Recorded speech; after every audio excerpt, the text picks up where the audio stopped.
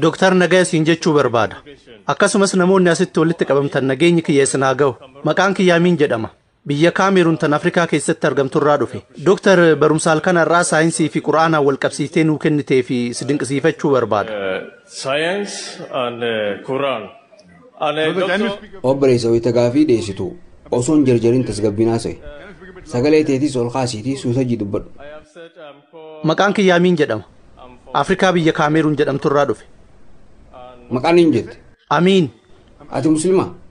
Amma gara Islaamummaa deemaa jira. Muslima moo muslimaa miti?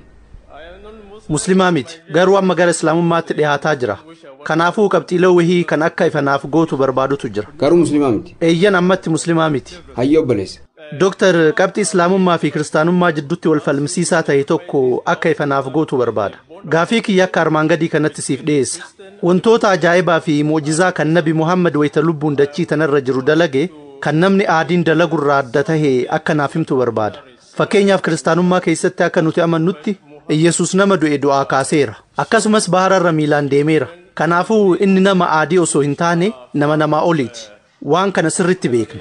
Nabi Muhammad ergamaa Rabbi irraa ergameedha. Kanaafuu Doctor raajiiwwan yookaan Mojizaa ajaa'ibaa inni dalage kan anii fi ati arra dalaguu hin dandeenye akka naaf himtu barbaada.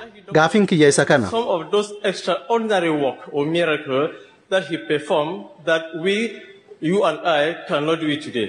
That is my question. Brother asked a question that how Jesus Christ, peace be upon him, performed miracles, raising the dead to life, giving. Obboleessi Yesus Kiristoos muujizaa dalaguu isaa nuuf ibse. Nama du'e du'aa kaasuu kan ijaan argine ija banuu isaa nu hime. Muujizaan Nabi Muhammad sallallahu alaihi wasallam dalaganoo kan akkamiitii jee gaafate. Nabi Muhammad sallallahu alaihi wasallam muujizaa hedduu dalaganii jiran. Fakkeenyaaf addeessa bakka lamatti adda baasaniiru. Waliigallee dhagaatti haasawaniiru. Dhagaan naga isaaniin jee jira. Muujizaalee hedduu dalaganiiru. Garuu muujizaa gosa lamaatu jira.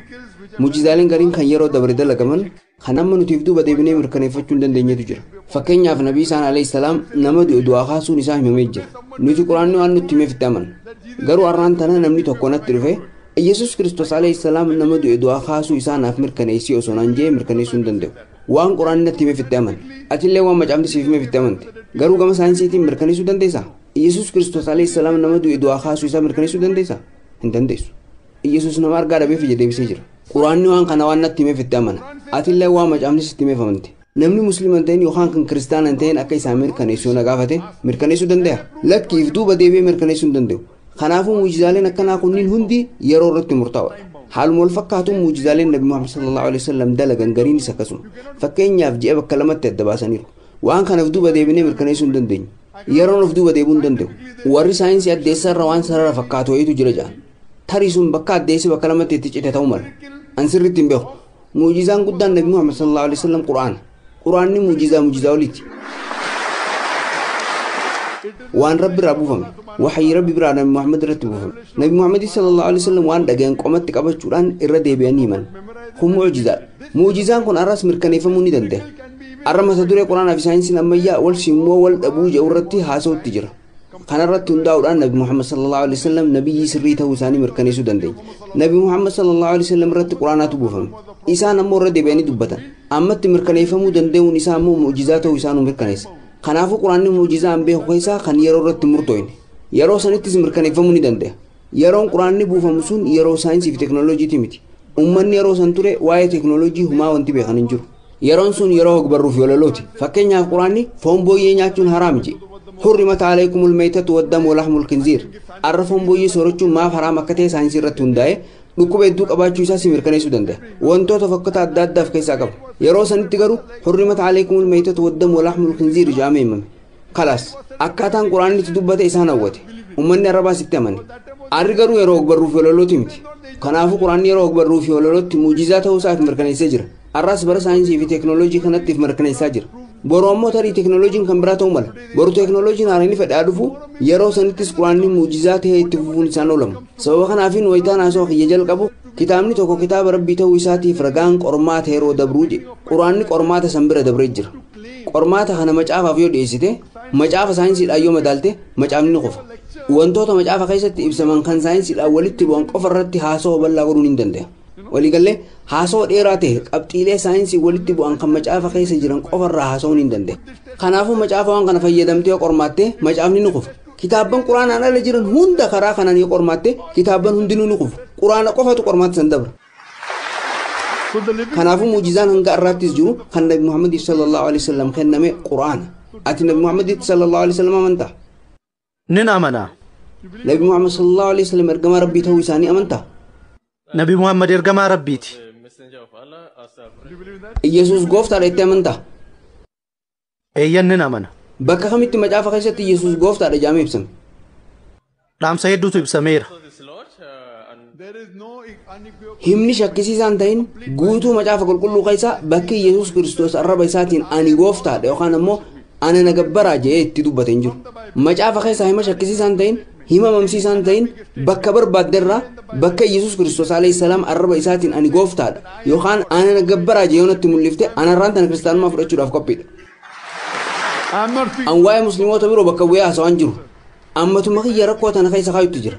Macaafa keessaa jecha mamsiisaan ta'in hima shakkisiisaan ta'in bakka Yesuus Kiristoos alayhi salaam arraba isaatiin ani rabbi yookaan ana nagabbaraa jedhee natti mul'iste an kiristaanummaa fudhachuudhaaf qophiidha. Dooktar qabxii takka irratti akka yaada kennu na hayyami. Yoon dogongoruu baadhee fi maqaan gaad jedhu afaan arabaatiin Allah kan jedhuun bakka bu'a. Kanaafuu isa afaan arabaatiin Allah jedhuu fi afaan ingiliffaan ammoo gaad jedhaa fayyadamna. Maqaan kunniin lamaan rabbii nuti hundi gabbarru isa tokkicha jennee amannu san bakka bu'a. Rabbii tokkicha maqaa garagaraa lamaan gabbaraa jirra. Obboleessi jechi nuti Allah jennu sun isa ingiliffaan gaad jedhamuun tokko ta'uu isaa gaafate. Jechi Allah juu jecha afaan arabaati. Gaad ammoo afaan ingiliffaati. An akka dhuunfaatti jecha Allah juu gara afaan ingiliffaatti gaad jedhee kun jaaladhu. Garuu filmaata biraan qabu. Tahullee jechi gaarjuu maqaa Allah juu qajeelatti bakka bu'u. Maaliif? Sababni isaa jechi gaarjuu jecha horuu danda'u. Jecha gaarjuutti qubeessi yoo dabalte gaarsita. Kun ammoo gooftaa hedduu jechuudha. Qul huwallahu ahad rabbi tokkicha. Allah baay'ee wanti jaamu hin jiru. Jecha faazar juumoo yotti daate gaad faazar ta'a. Abbaa kiristinnaa jechuudha. Inni abbaa kiristinnaa kiyya. Inni kunuunsaa kiyya akka jechuuti. Islaamummaa keessatti wanti Allah faazar yookaan Allah maazar jaamu hin jiru. Maazar kan jiru gaad irratti yoo daate gaad maazar haadha kiristinnaa ta'a. Kanaafuu jechi gaarjuu maxxantoota hedduu fudhachuu danda'a. Jecha gaarjuu irratti DSS yoo daate gaadista.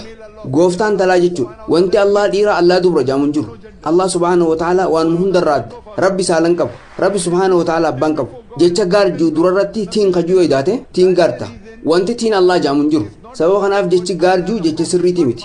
Allah isa jirutu sirriidha. Garuu itti afaan ingiliffaa dubbattu jecha biraa gaarii argachuu rakkisaadha. Anilleen kanumaaf gaara kan juutti fayyadamu. Jechi biraa gaariin hin jiru. Jechi gaarjuu maxxantuu hedduu fudhachuu danda'a. Kanaafuu jechi sirriidha Allah isa jiru. Sababa kanaaf hongeela Maatewos boqonnaa 15 lakkoofsa 34 yeroo dubbistu Yesuus Kiristoos wayita masqala irratti fannifame jaamisan Ellaay Ellaay lamaa sabaqtanii jee waaqa isaatti iyyate. Waaqayyo Waaqayyo maaliif na dhiiste jechuudha. Jechi jalqabaa Ellaay Ellaay lamaa sabaqtanii jaa. Yesuus gaar maaf na dhiiste jeen iyyan. Sababni isaa inni afaan ingiliffaan beeku. Yesuus Kiristoos afaan ingiliffaan beeku. Afaan Ibruu fi afaan Arabaa immoo baliyyan. Himni Ellaay Ellaay lamaa sabaqtanii juu isa Allah lamaa taraktanii juu wal fakkaata. Yaa Rabbi maaliif na dhiiste jechuudha. Kanaafuu Yesuus Kiristoos matummaan isaatu jecha gaarjuun fayyadamne. Inni jecha Allah juu fayyadame. Dictionary Scofield yoo itti dubbistu jechi Ellaay juu fi Allah juu tokko ta'uun isaanii ibsamee jira.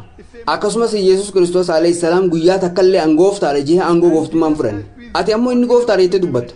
Wanti ansi gaafachuu barbaadu silaa Yesuus Kiristoos alayhi salaam angooftaadha siin hin jenne ati maaliif inni gooftaadha jetta. Macaafa itti dubbistu wangeela Yohaannis boqonnaa 10 lakkoofsa 29 irratti Yesuus Kiristoos abbaan kiyya hundumaa caalaa jedhee dubbatee jira. Wangeela Maatewos boqonnaa 12 lakkoofsa 28 irratti ana hafuura Waaqayyootiin hafuura hamtootaa baasaa jedhamee ibsamee jira. Wangeela Yohaannis boqonnaa 5 lakkoofsa 30 irratti ani humna kootiin homaa gochuu hin danda'u. Abbaa koo irraa akka dhageetti nan murteessa. Wangeela Luqaas boqonnaa 11 lakkoofsa 20 irratti ani garuu humna Waaqayyootiin hafuura hamtootaa baasa. Wangeela Yohaannis boqonnaa 5 lakkoofsa 30 irratti ani humna kootiin homaa gochuu hin danda'u. Abbaa koo irraa akkan dhageetti ni murteessa. Murteen an murteessus qajeelaadha. Anoo yaada koo duukaa bu'uun barbaadu. Yaada isan ergee duukaan bu'a malee jedhe. Namni yaada kiyya osoo hin taane yaada Rabbii duukaa bu'a jee Muslima. Kanaafuu Yesuus Kiristoos Muslima ture. Eega Yesuus Kiristoos alayhi salaam gooftaadha hin jenne ati maaliif itti amanta? Waan bataskaanni sitti meefi? Waan bataskaanni jetteefi miti. Macaafni bakka kamitti akkas jee barsiisere? Nuti waan nutti himame hunda hubanneerra. Wanti inni ansin jechaa jirus kanuma bara. Waan bataskaanni isin hin jette hordoftan. Bataskaanni karaa irraa isin meesaa jirti. Nuti bataskaanatti waaqa keenya itti kadhanna. Akkasumas Kanaafuu ati dhaqee abbaa kiristinnaa yookaan qeessi gatiin namichi Dr. Zakir jaamu kan Duubaayitti arge tokko macaafa keessatti bakka takkatti illee Yesuus gooftaadha ofiin hin jenne jee haasa'u ittiin. Bakka takkatti illee Yesuus arraba isaatiin an gooftaa keessan hin jenne. Dubbiin warri bataskaanaa isinii himu hundi hiikkaa dogoggoraati. Kanaafuu obboleessa wayita gara manaa deebitu hojii manaa kee dalagi. Kaasee takhiyya kan wal fakkeenya Islaamaa fi Kiristaanummaa juus laali. Inshaallah dhugaa isaanii hubatta. Rabbi tokkicha ta'uu isaanii amanta. Nabi Muhamad sallallahu alaihi wasallam ergama Rabbii ta'uu isaanii amanta. Akkasumas Yesuus illee ergama Rabbii ta'uu isaanii amanta. Deebisaas fi kan ni jabda. Muhammad is the messenger of God and even Jesus is the messenger of God, peace be upon him. Hope that answers the question. Hedduu galatoomi Dr.